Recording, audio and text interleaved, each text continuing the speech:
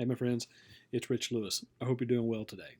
So, today's latest installment in my Did You Know teaching series, we're going to be covering a really cool topic. I believe this is video number 8, and I like to call it Jesus versus the Pharisees, correction versus retribution. All right, let's dive in. Did you know that Jesus and the Pharisees taught two very different kinds of teaching when it came to punishment after death? I didn't know that before I jumped into this. And man, when I found that out, it blew me away. And it was right there in front of me the whole time, and I didn't even realize it. Here's the irony of it. We, as the church, particularly the Western church, we ended up siding with the Pharisees.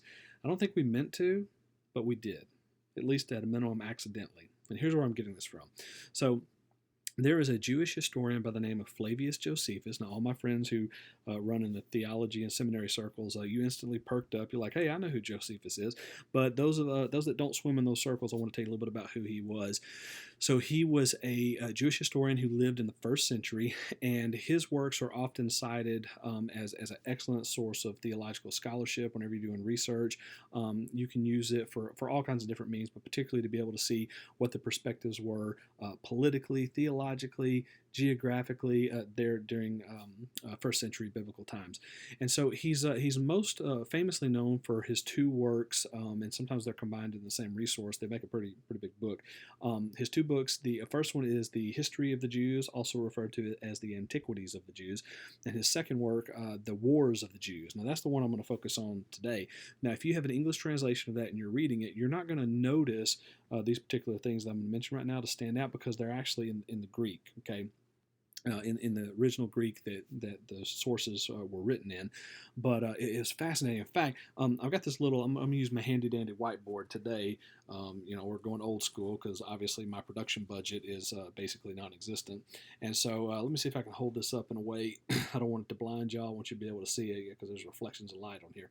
Okay, so what I want to take you through is, so we have two columns right here, obviously. Okay, you got the Pharisees on the left, you got Jesus on the right. Put Jesus on the right because Jesus is always right. Okay, so I had to throw a little bit of a joke in there. So on this side where you have the Pharisees, these are the phrases that Josephus records the Pharisees using whenever they would teach their concept of punishment after death. They used Greek phrases and words together in different forms like this, but words together such as adios erigmus and adiolepton timoria. Okay, now what does that mean? Well, the words adios and adiolepton, these are some of the strongest words in the Greek that you can use to describe this idea of the perspective of eternity from a never-ending, never-ceasing kind of perspective. And just to give you a little backstory on the power of the Greek language, they were incredibly precise. Okay, it was surgical in how they used their words. Their goal was to use a specific word to describe a specific concept, and so there's a lot more precision going on, and that really helps us out with being able to see better through the eyes of the audience back then. And so that's why this is so powerful. That, in other words, these words that the Pharisees were using versus what Jesus was using, these were not interchangeable words. There was a specific reason why these words were used, okay? And it was to teach specific concepts. That's why this is so powerful with these epic battles that Jesus and the Pharisees would have back and forth, because, I mean, they had competing narratives going on, and this is one of the evidences of that, okay? So the word, so like I said, adios and adiolepton are strong ways to communicate this idea of never ending and never ceasing. Well, the word erigmus, that's the word for prison, and then the word timoria, that's the word for retribution, the type of punishment that is penalty based, solely penalty based, and it's for the reason of trying to satisfy honor that has been a person has been dishonored and disrespected. In other words, like a tyrant or a ruler, this is the kind of punishment they would put upon you to essentially get their pound of flesh out of you. Okay. Well, interestingly enough, these words here that the Pharisees used, they were never used in Scripture to describe God's perspective on punishment. Not a single time. Okay, never. And that's really powerful right there. That says a lot without having to say a whole lot. Whereas Jesus, he taught a very different type of teaching. Jesus taught this idea of aionios kolossos. Okay. Aionios comes, that's the adjective for the noun aeon. Aeon means an age. Okay, sometimes it's translated like that in the scripture. Sometimes it's translated as eternal, and honestly, that's not the strongest translation by any means, because it can be kind of confusing to us when we, especially if we think eternal has to mean never ending. It doesn't. And I'm going to do a whole video on eternity in the Bible. We'll talk about several of these words. You'll hear me talk about the Aeon word, Colossus, a few others as well. But for right now, the best translation of that is Aeonius means an age, and the adjective Aeonius means pertaining to the age. Well, what's this word Colossus? Okay, Colossus is actually a horticultural term. It came from the word colazo, and horticultural meaning gardening. In other words, it's the word that they used in the language to describe the pruning of trees for the purpose of stimulating growth in them. And later on, it took on a morality component as a metaphor to mean, okay, this is the type of correction that we do upon the person. This is the type of punishment. It's meant to stimulate growth and change in them.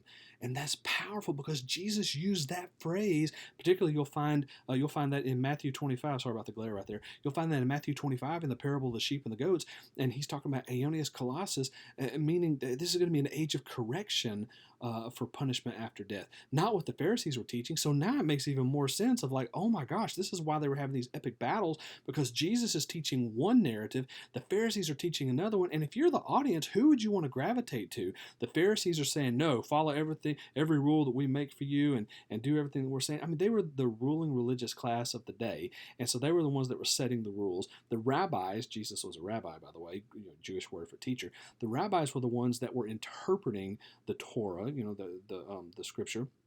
And here's Jesus saying, no, this is the best way to say it. And the Pharisees are like, no, we're losing power right now because we're trying to keep the people in line with our fear tactics. And Jesus is like, no, I am perfect love, and I'm casting out all fear. I'm speaking hope into people right now, that even if you find yourself in Sheol, okay, we did a video on that, place of the dead.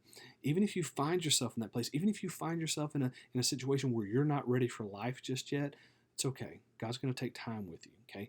We're going to take time to correct the errors. It's an age of correction, and eventually you will be ready for the life to come, the age of life to come. That was the power of the differing messages right there. So, I hope that blesses you today. I hope you're okay with my low-tech budget right here. And I'm going to let you make your own decision based off that information. If you want to ask me more questions about it, feel free to. And until the last heart is won, I appreciate y'all. Hope you have a great day. Bye-bye.